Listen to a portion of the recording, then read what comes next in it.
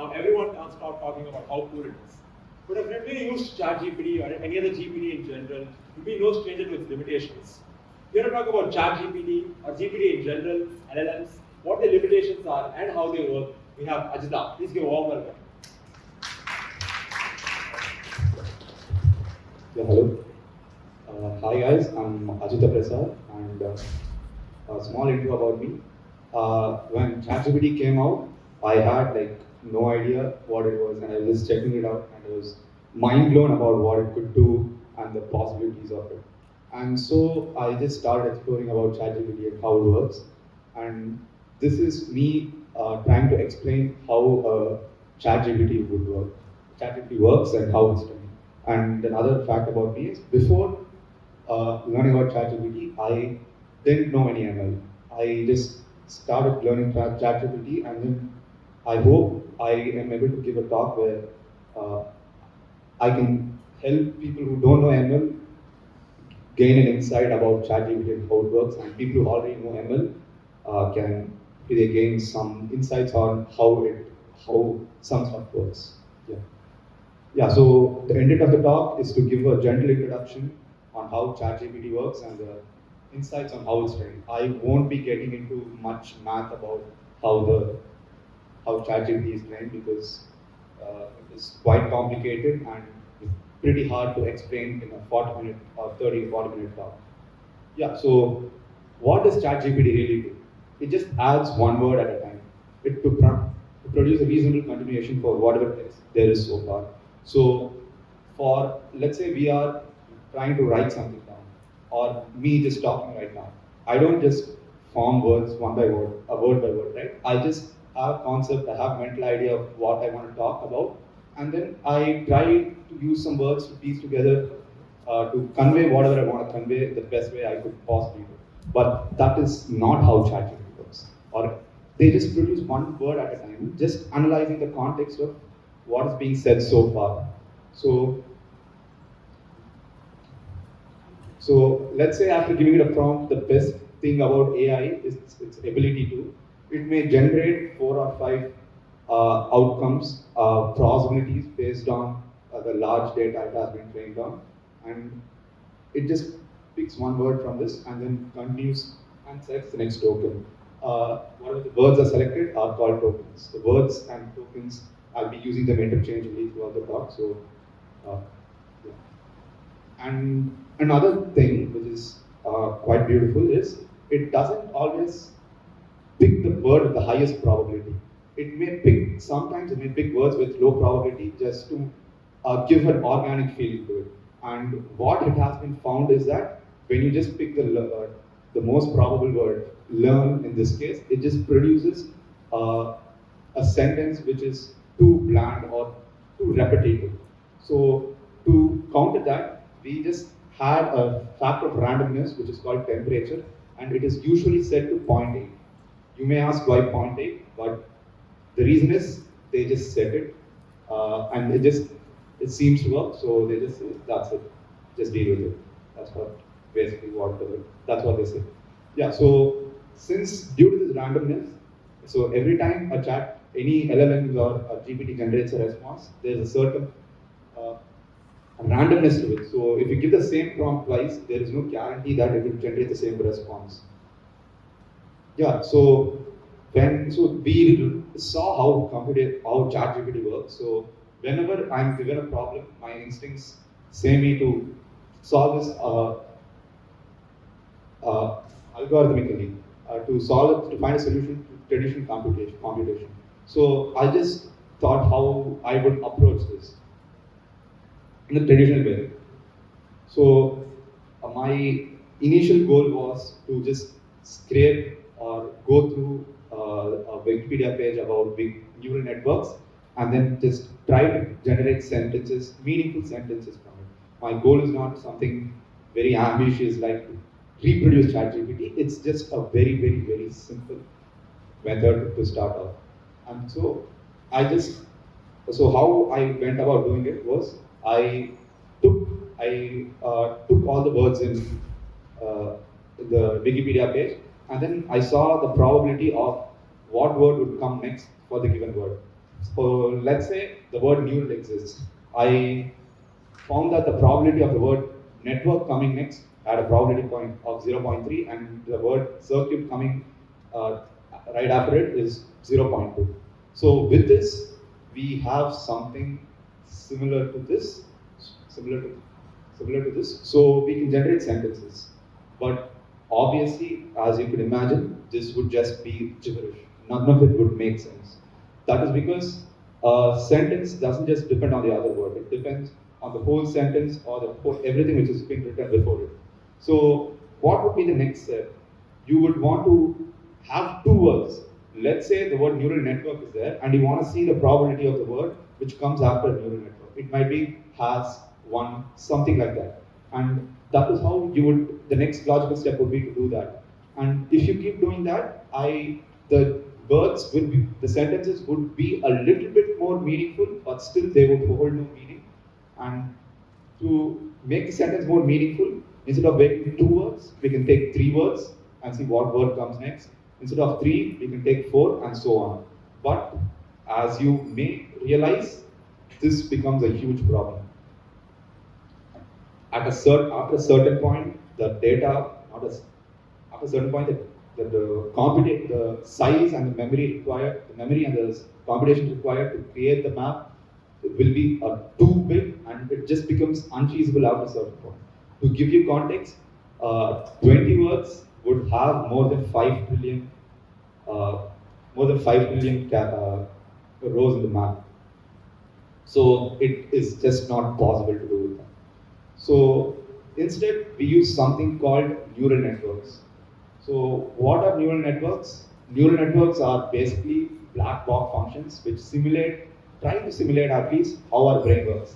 A neural network has three layers, sorry, like input layer, output layer, and a hidden layer. The hidden layer can be multiple layers, and then it may seem complicated, but what a neural network basically does is when you feed it if you give the input layer a few numbers, it just applies a basic math function.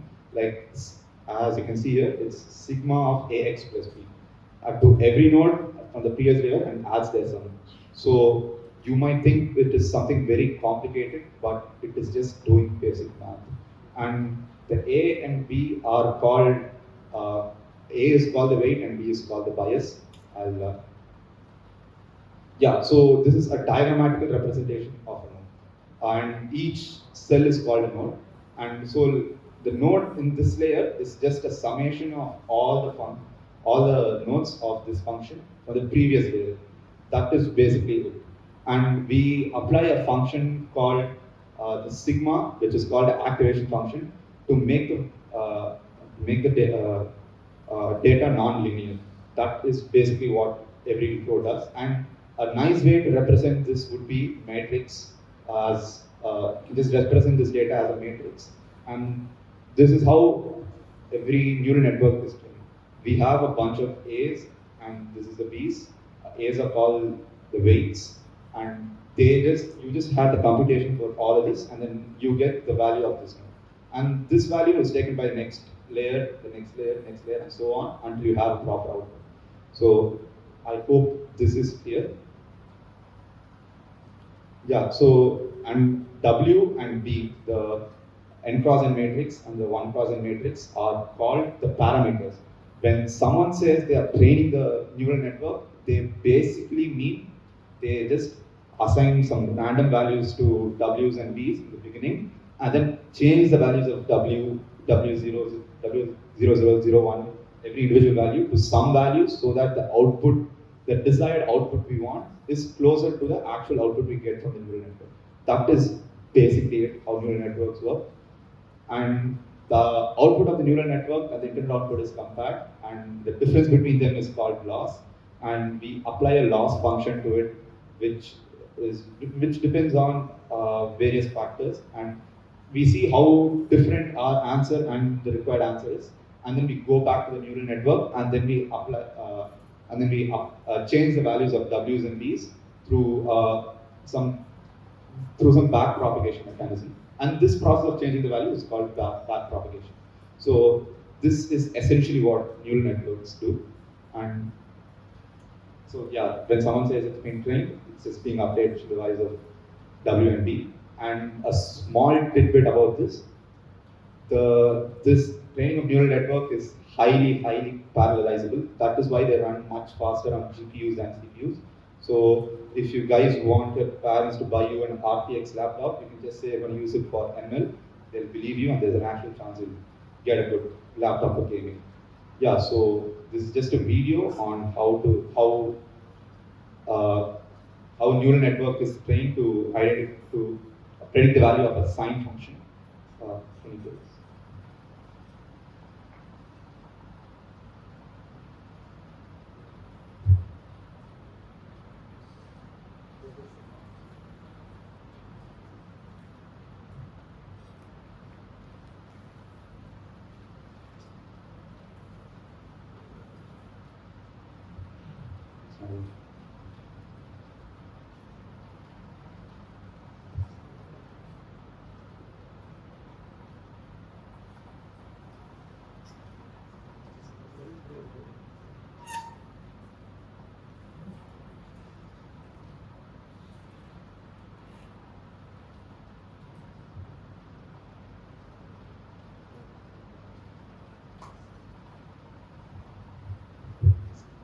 Yeah, so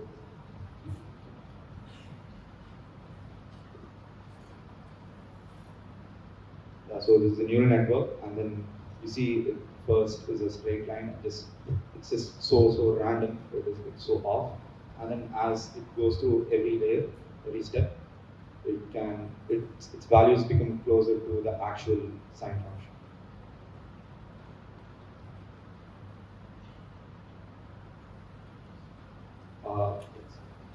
Yeah, so you can see that after just a few iterations, after a few iterations, we were able to get a function which can, to an extent, predict how the value of the sine function. Though it is not perfect, but just a few iterations, we were able to get something which is close to a sine function, and we just started off with, and we just applied some basic math with. Isn't that is the beautiful part about neural networks? How it's a magic in neural networks, how they work, and so why do we use neural networks for this? So for vast problems which involve perception or creativity, if it were done through some algorithms, it would be much more complicated than some black box which can take a pretty good guess at it. So basically, there aren't any hard and there isn't any rules for, let's say, a digit recognition, for number recognition. You can just say a 3 should look like this, a 4 should look like this, but in the end of the day, it's just perception, how you perceive it. You may say a number is 3, other person may say it as an 8. So it's just, at the end of the day, someone has to take it. We are also just taking a pretty good guess that a number is 3. Yeah, so let's just take an example of how a neural network can be used to train a bunch of numbers.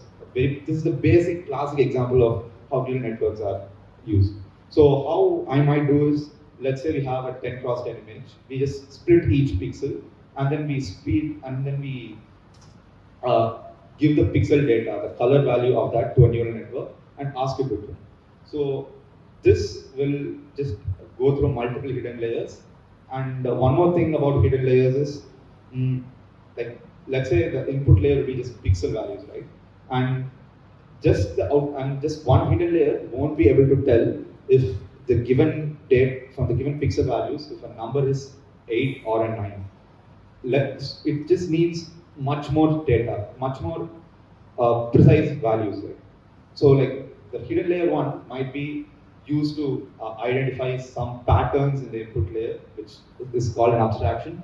So basically, like hidden layer one tries to get some info on what the input layer is, and hidden layer two uses that info to make an even more bigger abstraction, uh, uh, even more broader abstraction about the data which is given. And hidden layer 3, by looking at the data in hidden layer 3, we may be able to guess what the actual number is. So that is the reason for having different hidden layers. They just have like a different abstraction over the data. So that's pretty much about how neural networks are used to train image, recognize digits in an image. Yeah, so how does ChatGPT is trained? We saw a theoretical representation of how a neural network works and the application of neural network. Now we can see how ChatGPT is actually trained. So the first step, obviously, is to get lots and lots of data. And the people over at OpenAI, the parent company behind ChatGPT 3, have scraped almost the whole web and have scraped a lot of ebooks, a lot of data. They have a huge data set. And the second step is to make sense of the data. So, making sense of the data, neural networks, as you may recall, is just perform certain mathematical computations on a number. So you have to feed it a number for it to perform its work. So we need some mechanism to turn words into numbers, which the computer can understand, the neural network can understand and perform and learn from it. So let's say we go through the dictionary and then label the first word as one, second word as two, third word as three. This we might think is a good way to convert data from, a text to word, text to number, but that is not the case. Let's say we have cash and car, both are, let's say assume we have our dictionary is pretty limited and they have the indexes are there, they are next to each other uh, in the dictionary and have the indexes of 23 and 24. And after training our model, we get the prediction of 23.5. So we say the model says us use the token with the number 23.5. And as I said again, there are no ones and zeros in neural network. It's just probabilities, and it's saying use and the answer we got it from is 23.5. But if so, we are free to choose either 23 or 24. But choosing either cash or car may give an entirely different meaning for the sentence. So doing like this is wrong and which cannot be done. So we need to group words which are similar meaning to each other or which are being used in the same context. So like let's say we group synonyms, but it's just not just related to synonyms. We can also assume that a word like alligator and crocodile can be clubbed together, even though they are different species. The only thing we care about is whether the other word can be replaced in place of the previous word. Like let's say I was bit by a crocodile and I was bit by an alligator, it probably means that I lost my leg. Yeah. So this is where word embeddings come. This is done. So one can think word embeddings as a way to represent the essence or something by an array of numbers. We just let's say to represent a point in a three-dimensional space, we provide x, y, and z coordinates. We can imagine word embeddings also do the same thing. They represent words in different dimensions. So they can be thought as a representation of the features of a word in an n-dimensional space. That is pretty much what word embeddings are. So similar words are clubbed together, words which have the same meanings, which can be used in the same context, can be clubbed together. Yeah, so this is the data which has been produced. This is the word embedding of cat, dog, and chair, which has been produced by GPT-2. And obviously, this doesn't make sense. You need some mechanism to see this data, to make sense of this data, and to train on it, and to generate text. That is our end goal, right? That's how ChatGPT works. So this is where transformers come in. GPT literally stands for generative pre-trained transformers. So this is basically the magic sauce between how ChatGPT or any modern day LLMs work. So there are multiple ways to make sense of this data, but the breakthrough which made ChatGPT so powerful is transformers. So let's take a look at it. So let's just take an example. There are two sentences. I swam across the river to the other bank. I drove across the road to another bank. Here, the first sentence, the bank refers to river bank, and the second, it refers to financial institution. So how do I know the meaning of those words. This that can be broken. That can be said by just looking at these two words, swarm and river. When I see the word swarm, swam and river, I know that it means the river bank. And if I see the word row and road, I know it's just a financial institution. So you see how our brain processes this, right? We those are the most important words which give meaning to this meaning to the word. So this is what you can imagine. This is what transformers do. They take the whole context of the sentence and see which words are most important and give context and generate the next word based on the context. So yeah, the context matters.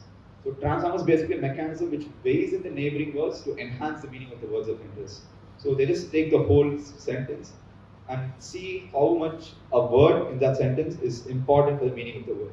So a word like I may is not important when given the context of meaning of the word. So the words like swam and river are much more important. So the purpose of a transformer is to add contextual information about a word using a self-attention mechanism. And this is done by weighing the importance of a word in the context of a sentence. So this is basically what I said right now. Yeah, so they focus on what is important in the sentence. That is why they are really good at summarizing and understanding text as they pay attention to the context. How good a transformer is its ability to go back in the number of words. So let's say a very basic transformer will be able to go like 10 words and identify the context of the next word, identify the context of the given word. So large powerful transformers can go back multiple lots of words. So and obviously when you go back multiple words, the computation and the computation required to do that is very high. Yeah. So transformers are just neural networks. At the end of the day, transformers are also neural networks, and so we cannot tell how they identify patterns. It's a black box. How you may identify something, how you learn something may be different from how I learn it. So it's also black box. Transformers are also same. It's just they are the most they are the most powerful thing which we have. Maybe someday there will be some other mechanism through which we will be able to get a clearer, more powerful way of understanding things. But right now, this is the best. Yeah. So how do we do this? So we give it the feed in the data, and then we say, and we pre-train our transformer neural network with the corpus data we collected, and during the training, the transformer model teaches itself about how the words are generated and how the context of the sentence has been missed. And this is basically it. So ChatGPT says they have 175 billion parameters. That just means most of those parameters are in these transformers. They adjust the values to see how much of a word is important in it. The word is important in the given context. So now we have a pre-trained model. So this is where you get a pre-trained model, and this is where most of us would stop. But to build a chatbot, you need more than that, because when you go through all of the internet, let's be honest, most of it there's a lot of stuff which shouldn't be there, and you don't want others to see when you are going to make $1 billion product out of it. So it just needs to create a safe chatbot, and it has to learn how to unlearn biases to become better. So let's see this example. So let's say someone gives a prompt, what is the best programming language? You would want it to answer JavaScript, which is the absolute truth, with no other language better than that. But it may reply with, what are binary keys? You may ask, how does it make sense? I'm asking a question, it's also returning me some other random question. So I'll just give you an example of what it has been. Since it has been trained on lots of data, there are bound to be some question papers in there. And let's say the first question is, what is the best programming language? And the second question is, what are binary trees? So the model just thinks the logical continuation of this text is this text. But it is completely wrong. So we need to tell our model that this is wrong, you need to actually give the answer as JavaScript. So this is what supervised fine-tuning comes in. The model is trained to mimic the ideal chatbot behavior. This is a very time-consuming process. Like human ask a question and human give the answer for this question, and the model is trained to mimic this behavior. So this is so someone has to manually sit through some create questions and answers, and the chat and the model actually trains on it. This is, as you might see, this is actually a very boring, slow, laborious process. And so, another way to uh, improve our chatbot behavior is to use a reward model. And one other thing I want to say is, these things are not how, this is just, the LLM's architecture just ends with transformers. This is how OpenAI made ChatGPT better, and how it is and that's why it is like way better than its competitors like Bard. These are, you can use any other mechanisms to do so, but they have chosen these ways to train them. So how reward model works is, it's basically just gives 4 answers to a prompt, and then the user runs it. User runs it from the best to worst, and it is trained to give the most appropriate answers. This is just a very straightforward stuff. And another thing is reinforcement learning with proximal policy optimization. There are a bunch of keywords here. My friend Karthik Sundar will explain about reinforcement learning in his next talk, which is I'm really excited about it. And so this is so essentially how proximal policy optimization works is, humans rate how good the answer given by the ChatGPT is, and then this is aggregated into a data set and used to train a different model called InstructGPT. So given a response, InstructGPT will be able to tell how good the response is. So ChatGPT uses the InstructGPT as to learn whether its response is good, and keep giving it different responses to see how InstructGPT likes it more or not. It just wants to please InstructGPT, and it wants to get a good score from InstructGPT. That is how ChatGPT is. And here is the step where ChatGPT is taught how to unlearn biases and provide safe answers.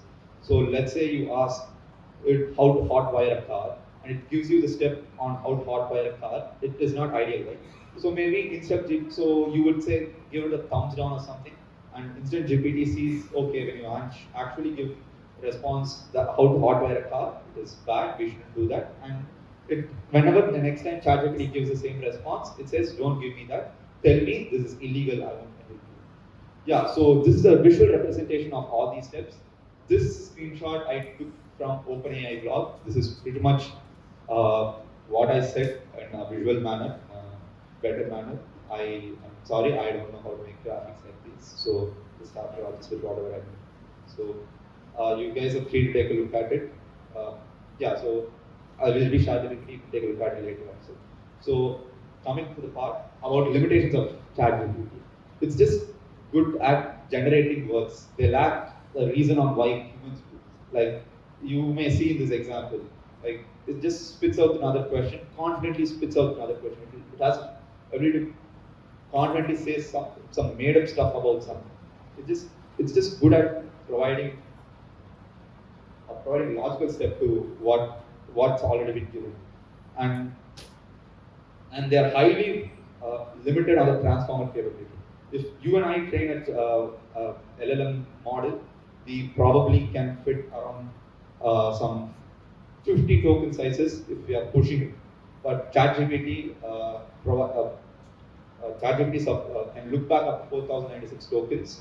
Tokens are words, and increasing them would compound the computations required. So let's say you wanted to write a really big essay, and it won't. And when the later parts of the essay are being written, it won't analyze what the first part is, what the first part says.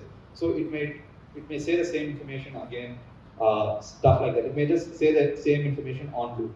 So GPT-4 actually has like some 30,000 plus token size, I guess. I don't know the exact number. But when you do that, the computation required for it becomes extremely high. It just compounds. You don't just increase in a straight curve, it will increase exponentially. So that has been the talk. I hope you learned a little bit about how ChatGPT and other LLMs work.